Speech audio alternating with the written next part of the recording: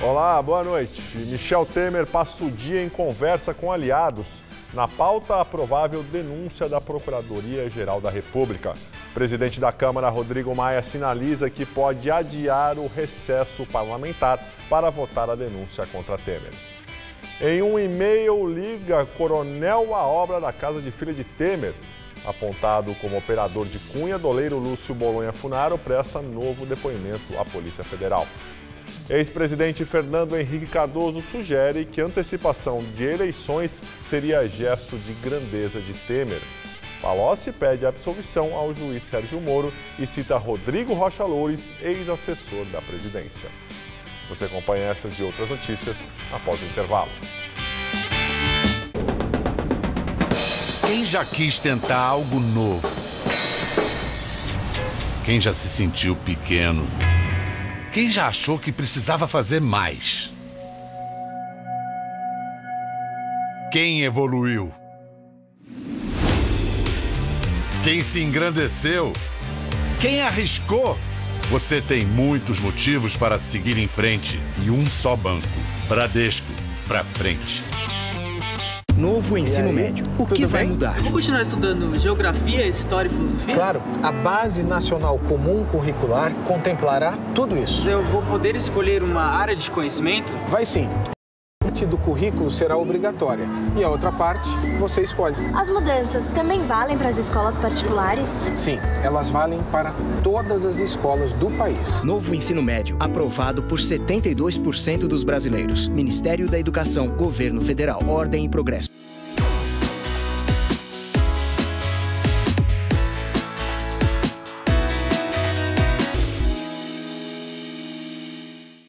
Falar que você estudou jornalismo na Casper Libero te abre portas, porque é a melhor faculdade de jornalismo do Brasil.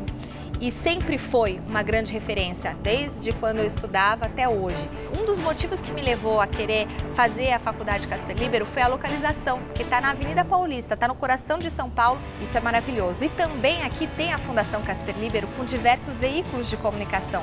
A gente tem a televisão, tem a rádio, tem a internet, o site. E a faculdade abastece todos esses veículos com os profissionais. Então eu fico muito feliz de ter estudado aqui, de fazer parte dessa história e de hoje poder contribuir como apresentadora. Por isso, eu sou o Casper. Somos todos Casper. Você sempre quis um celular com tela grande e agora pode ter.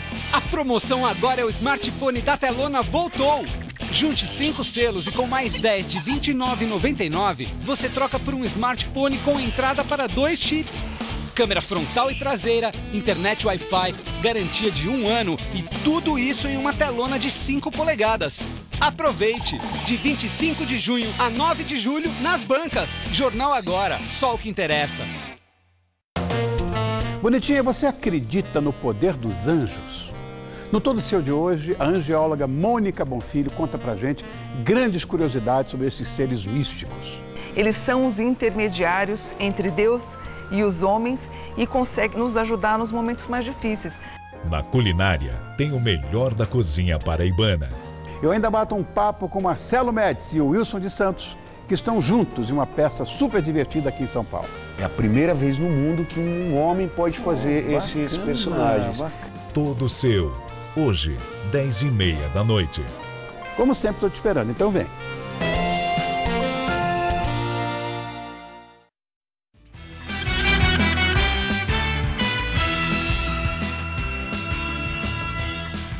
Tradicionais no feriado de Corpus Christi, os tapetes coloridos foram montados em diversos pontos da Grande São Paulo.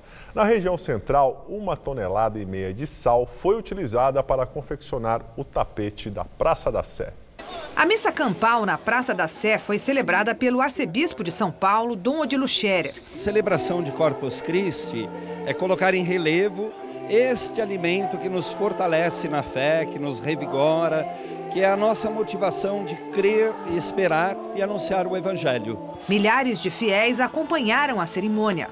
É uma emoção muito grande a gente celebrar o corpo e o sangue de Cristo, que é o Corpus Christi. O povo significa fé, confiança, esperança. Eu gosto de estar aqui neste meio. A celebração de Corpus Christi surgiu na Idade Média, a partir das visões que uma freira dizia ter com Cristo. Pouco tempo depois, o ritual foi incluído no calendário da Igreja Católica. A tradição de enfeitar as ruas com tapetes coloridos veio junto. Chegou ao Brasil com os portugueses na época da colonização. 1.500 quilos de sal grosso tingidos foram usados para fazer os desenhos que remetem ao Evangelho.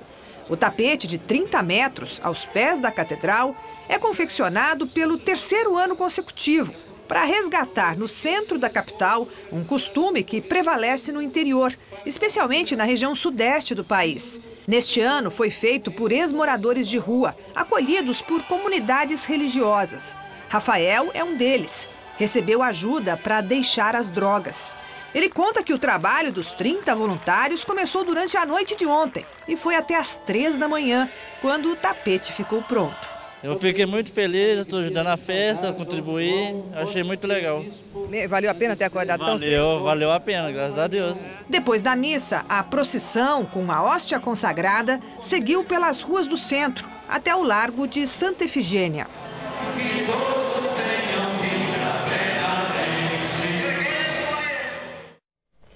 E na zona norte da capital aconteceu a tradicional Marcha para Jesus.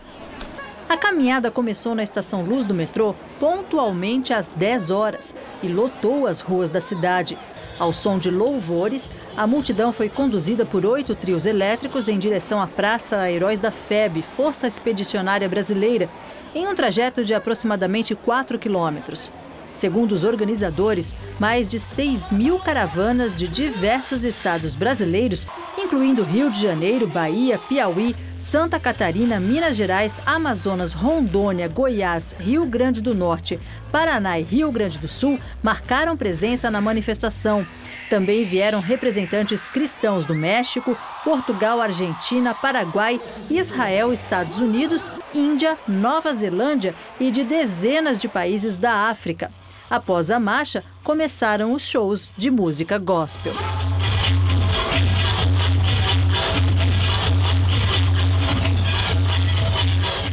Doleiro Lúcio Bolonha Funaro presta novo depoimento à Polícia Federal. Ele é apontado como operador financeiro de Eduardo Cunha, do PMDB.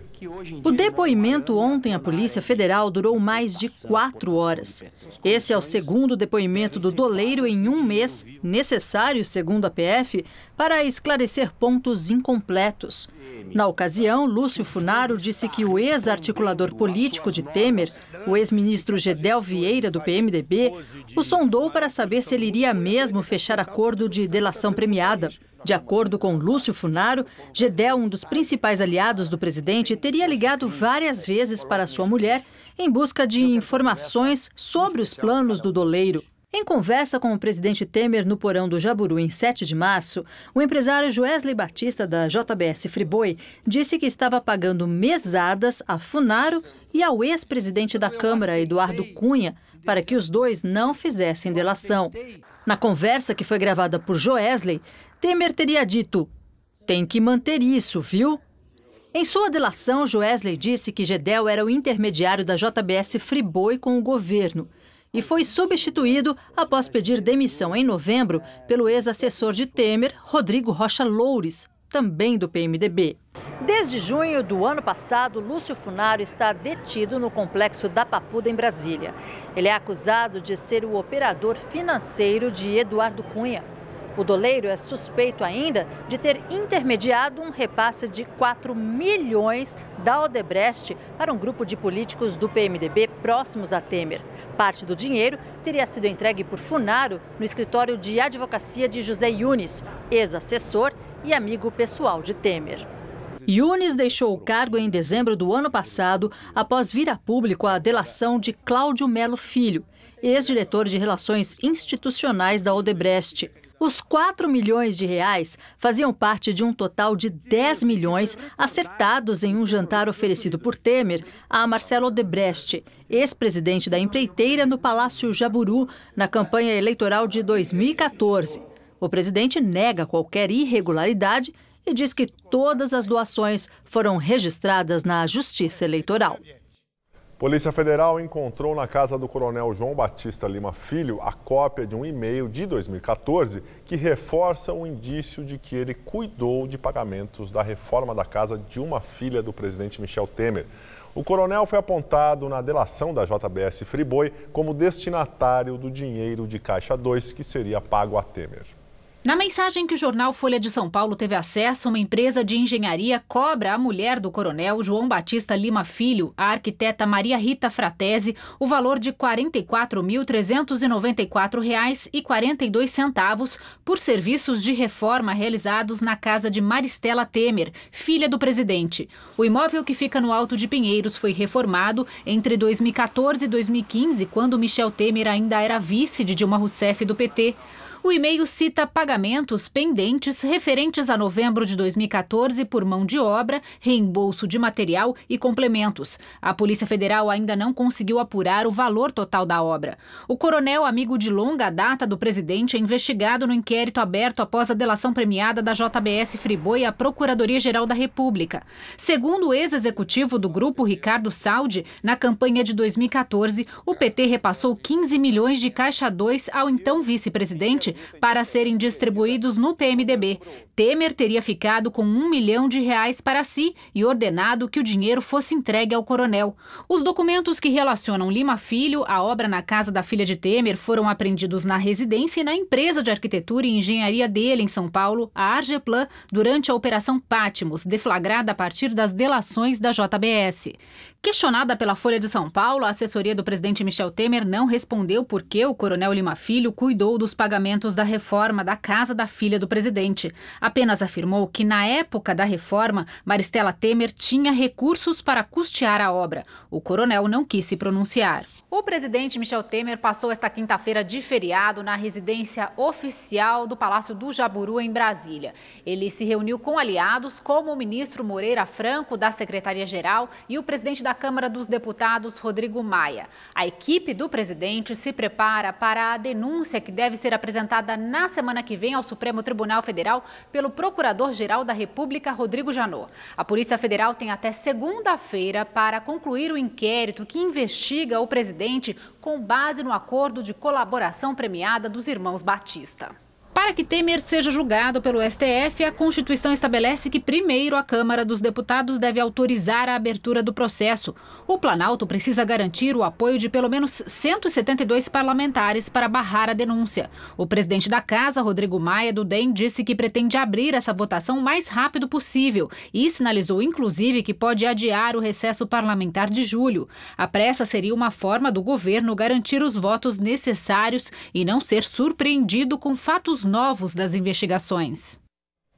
E um assessor da presidência teria coordenado a reforma na casa da sogra de Michel Temer. Segundo o portal de notícias G1, em 2014, Temer escalou Arlon Viana para selecionar profissionais para trabalhar em uma reforma na casa de Norma Tedesco, sogra do então vice-presidente. À época, Arlon Viana, que também é tesoureiro do PMDB de São Paulo, era assessor da vice-presidência.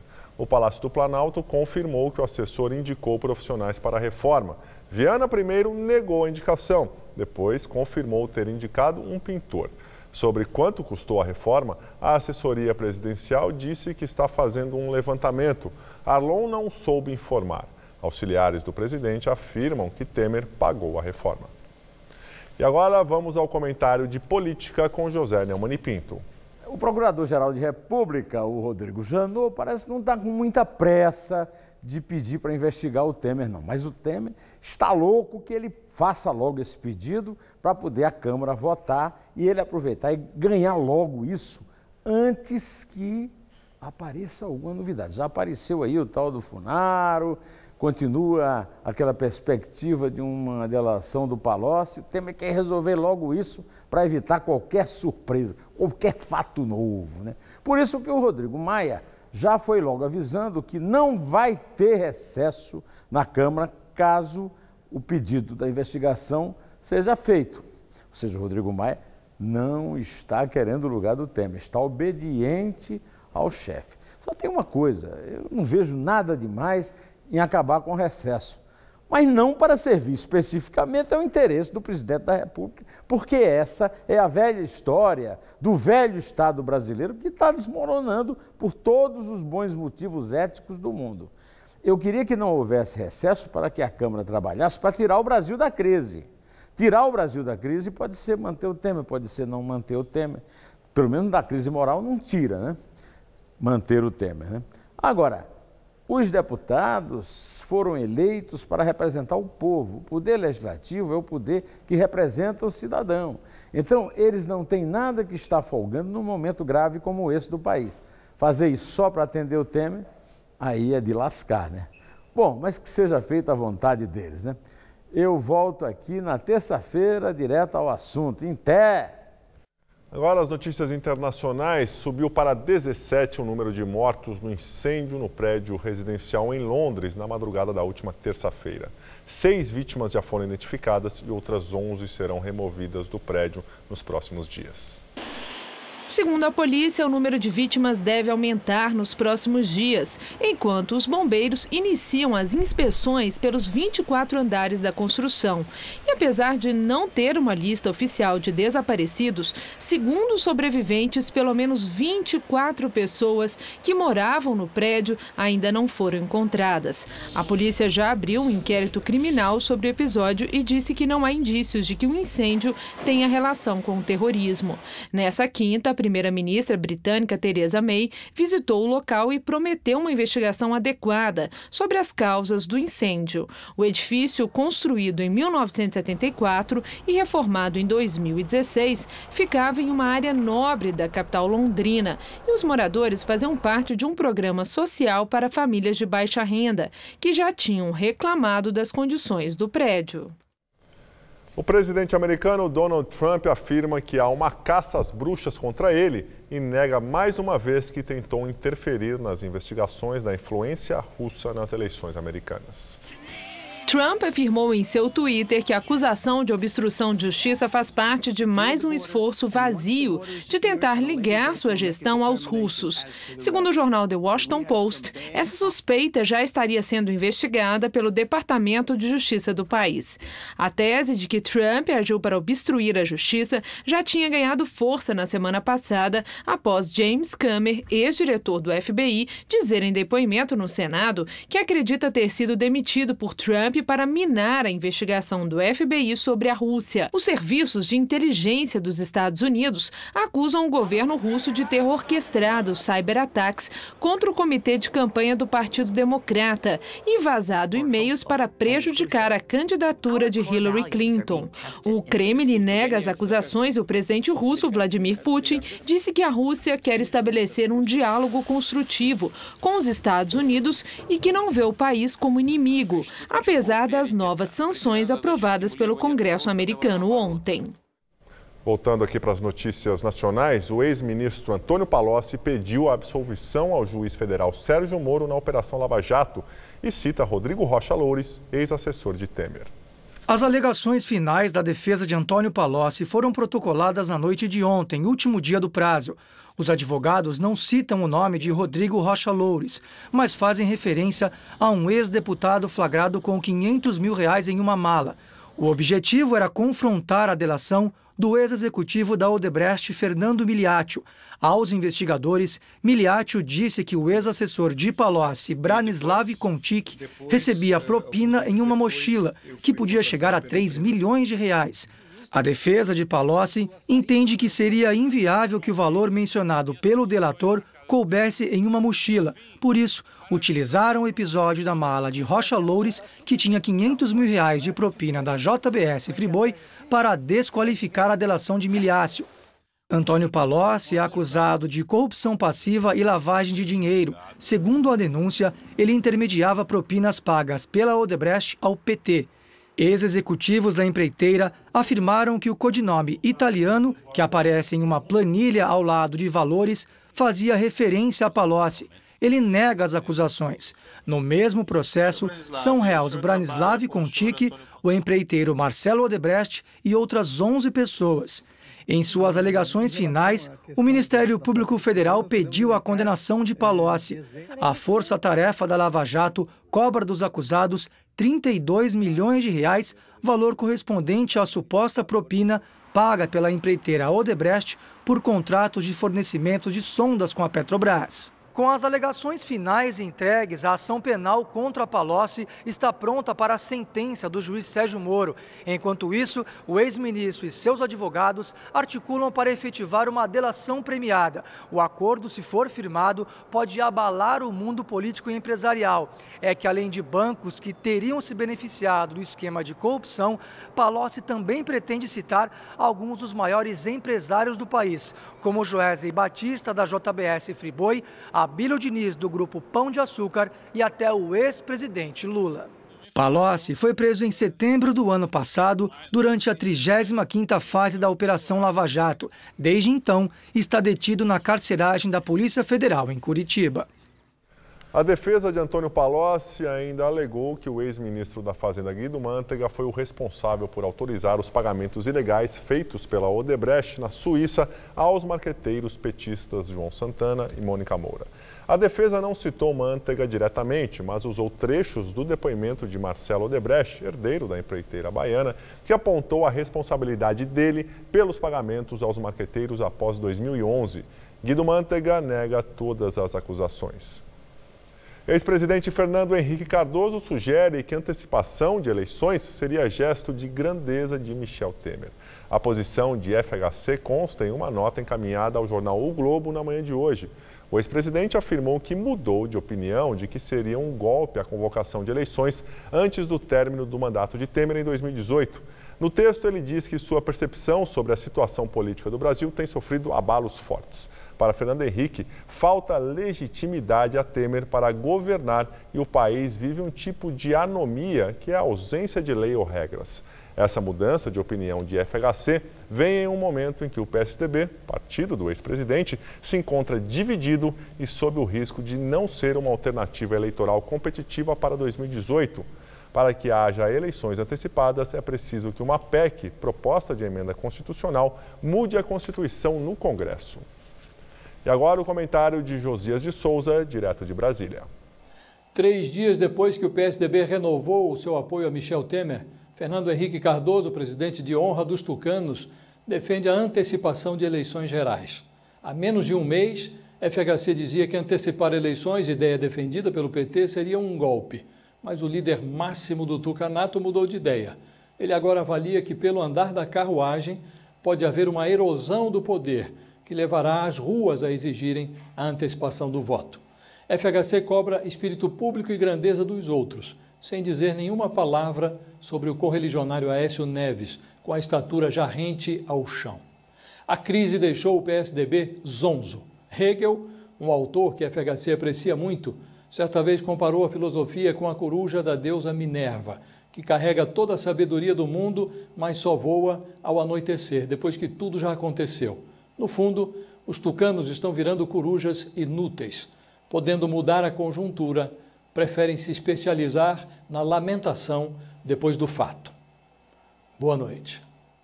O ministro Edson Fachin, relator da Lava Jato no Supremo Tribunal Federal, reconsiderou sua decisão de enviar ao juiz Sérgio Moro as citações da delação da Odebrecht a pagamentos ao irmão do ex-presidente Lula, José Ferreira da Silva, o Frei Chico. Em resposta à defesa de Lula, Fachin decidiu que o material deve ser encaminhado à Justiça de São Paulo. Os ex-executivos da Odebrecht disseram à Procuradoria-Geral da República que Frei Chico recebia uma espécie de mesada em dinheiro. Segundo os delatores, Lula sabia, o que demonstra a relação de troca de favores entre o ex-presidente e a empresa. O feriado hoje foi de tempo firme aqui em São Paulo, mas as temperaturas não subiram muito. Agora faz 17 graus aqui na cidade. Então vamos ver como fica o tempo amanhã com Mariana Armentano.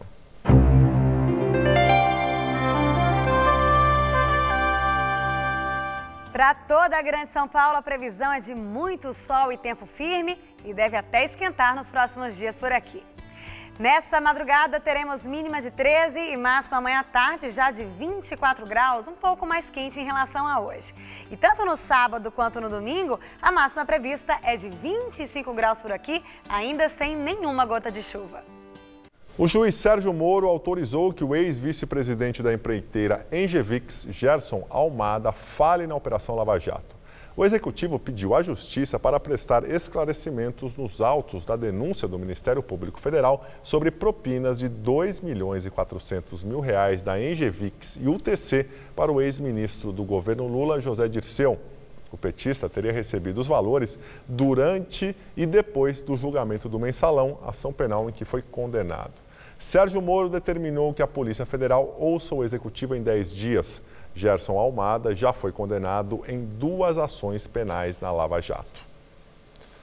A agência de classificação de risco Standard & Poor's diz que a empresa JTF, controlada pelos irmãos Wesley e Joesley Batista, planeja vender pelo menos R$8 bilhões em ativos em curto prazo.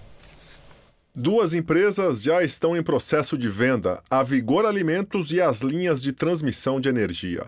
Além disso, a JTF analisa vender a Eldorado, de celulose, a Alpargatas, dona das marcas Havaianas e Osklin, e a Flora, de produtos de limpeza.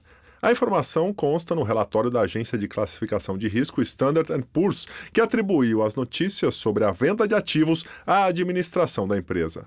Ontem, a JTF teve a classificação de risco rebaixada pela agência. Segundo analistas, as vendas são necessárias para que a empresa capitalize para pagar dívidas, entre elas a multa de R$10 bilhões do acordo de leniência.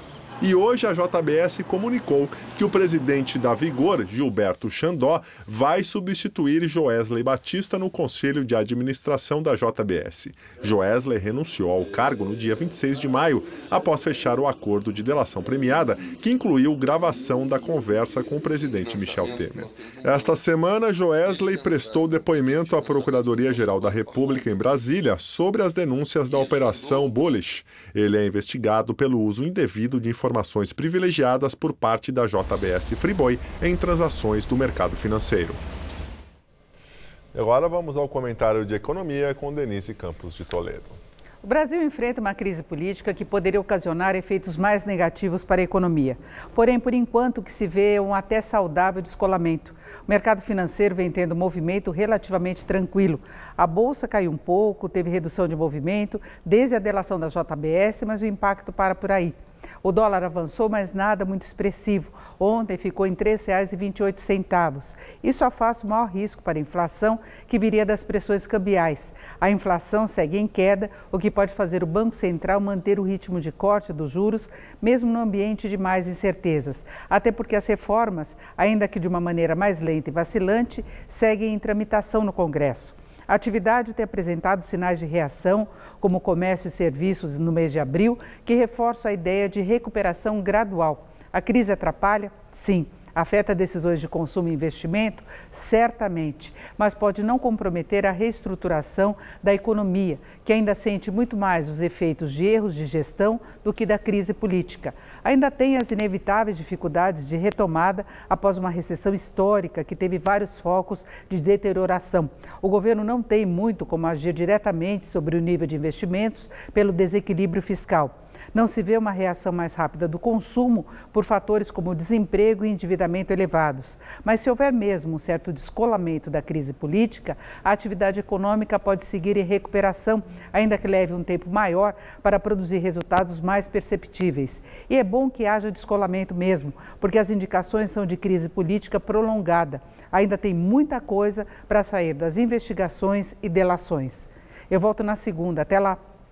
Eu fico por aqui. A edição de hoje pode ser vista no site do Jornal da Gazeta. Muito obrigado pela companhia. Tenha uma excelente noite. Fica agora com o Rony Von no Todo Seu. Até amanhã.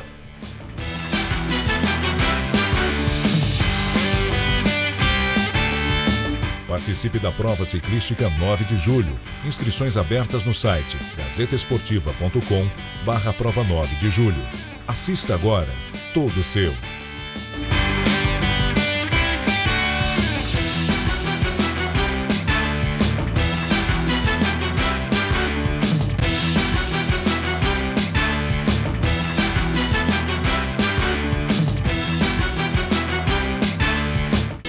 Jornal